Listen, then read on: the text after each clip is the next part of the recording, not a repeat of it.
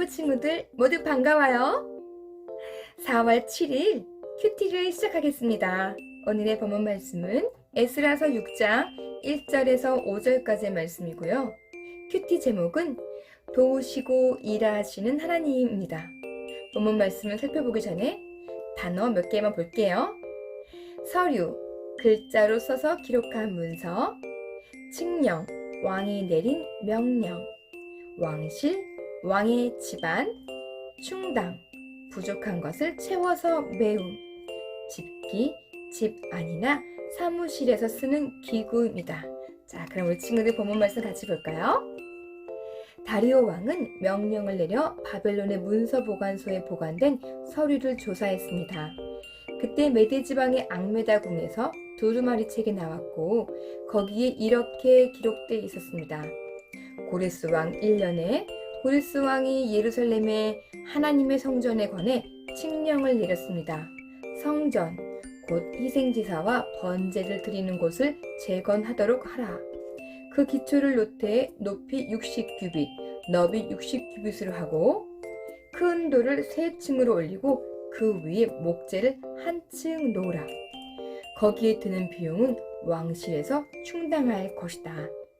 또 하나님의 집에 금, 은 집기들, 곧 느부갓네살이 예루살렘 성전에서 바벨론에 가져온 것들은 다시 예루살렘 성전에 원래 있던 곳으로 갖다 놓되 각각 제자리에 두도록 하라.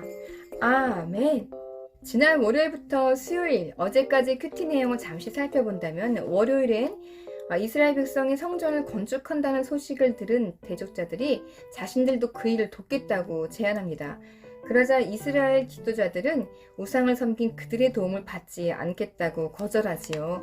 그러자 이 대적자들은 가만히 있지 않고 아닥사스 왕에게 편지를 보내서 거짓말을 합니다. 그래서 아닥사스 왕은 이 말을 듣고 이 편지를 보고 이스라엘 백성이 더 이상 성전을 건축하지 못하도록 명령을 내려요. 그래서 16년 동안 성전을 건축하지 못하였습니다.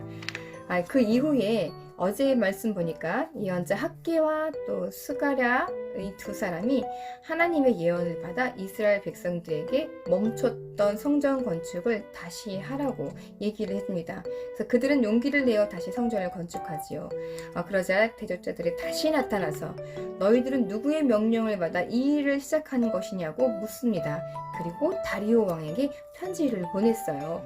오늘 우리가 함께 본 내용이 바로 이 편지에 대한 답입니다. 다리오 왕이 이 편지를 보고 도대체 이들이 어떤 근거로 이 일을 하게 되었는지를 살펴보다가 오늘과 같은 놀라운 일을 보게 되었네요. 역시 하나님은 멋진 분이세요.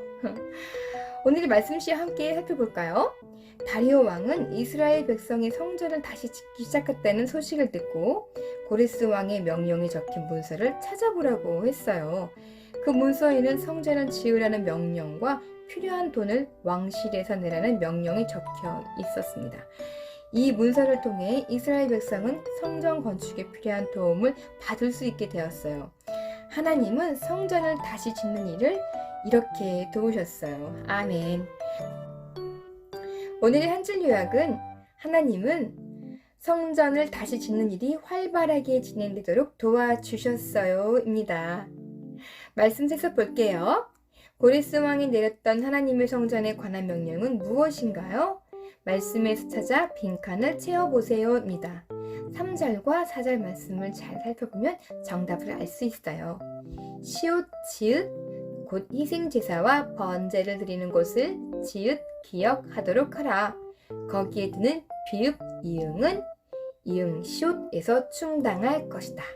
정답은 네, 맞아요. 성전, 재건, 비용, 왕실입니다. 말씀 내며 볼게요. 전능하신 하나님은 어떤 상황에서도 나를 도와주세요. 하나님이 성전을 짓도록 도와주신 장면이나 나를 도와주셨던 경험을 아래에 그리고 감사의 고백을 드려보세요입니다. 네, 멋진 그림과 함께 한 줄 또는 2줄 정도의 짧은 고백을 드려주면 참 좋을 것 같아요. 우리 친구들 정말 수고 많았어요. 선생님 따라서 기도하고 마무리할게요. 두 눈 꼭 감고 예쁜 손 모아주세요. 선생님 따라해주세요. 하나님, 항상 저를 도와주시고 인도해 주셔서 감사드려요. 예수님의 이름으로 기도드렸습니다. 아멘. 남은 한 주도 하나님의 도우심과 또 하나님과 동행하는 그런 시간들로 꽉꽉 채워지길 선생님이 응원하며 우리 친구들 모두 안녕!